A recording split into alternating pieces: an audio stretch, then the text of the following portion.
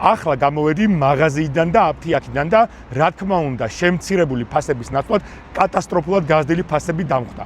წუწუნს ამაზე აზრი არ აქვს და ჩვენ უბრალოდ ერთად უნდა მოვითხოვოთ შემდეგი ნაბიჯები.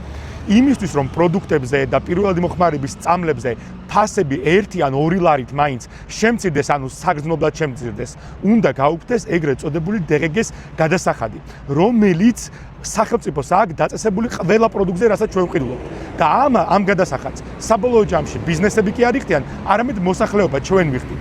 ეს ავტომატურად შეამცირებს ფასებს. გარდა ამისა, ამას ექნება სხვა ეფექტიც. კერძოდ, როდესაც ჩვენ ვამბობთ, რომ რაღაც მონოპოლიები არსებობს ქვეყანაში და ასე შემდეგ.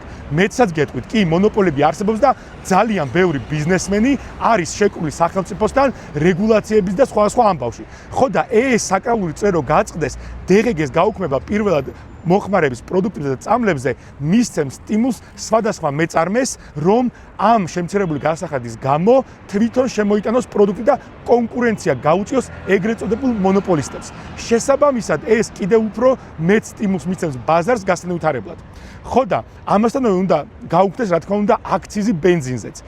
ამ ყველაფრის შედეგად, რა თქმა უნდა, ბიუჯეტს დააკლდება დაახლოებით 2 მილიარდი ლარი, მაგრამ შეგახსენებთ, რომ მხოლოდ 400 მილიონი ლარის ბენზინს ასხამენ ჩინოვნიკები ყოველწლიურად, ხოლო 2 მილიარდ ლარზე მეც მივლინებებში ხარჯავენ. ხო და ამ პირობებში თუ ეს ხარჯები არ შეიმცირეს, მაშინ რა თქმა უნდა, მოსახლეობა შვებას ვერ იგზნოს, მაგრამ ჩვენი ამოცანაა, რომ ზუსტად მოსახლეობამ იგზნოს შვება და მე ვიცი, რომ ქართული ოცნება ამას არ შეცვლის, მაგრამ ჩემთვის მნიშვნელოვანია, რომ თქვენ გაგებინოთ სინამდვილეში რა რეალობა გვაქვს და რა გადასახადების ცვლილებასთან გვაქვს საქმე და როგორ უნდა შევცვალოთ ეს ყველაფერი.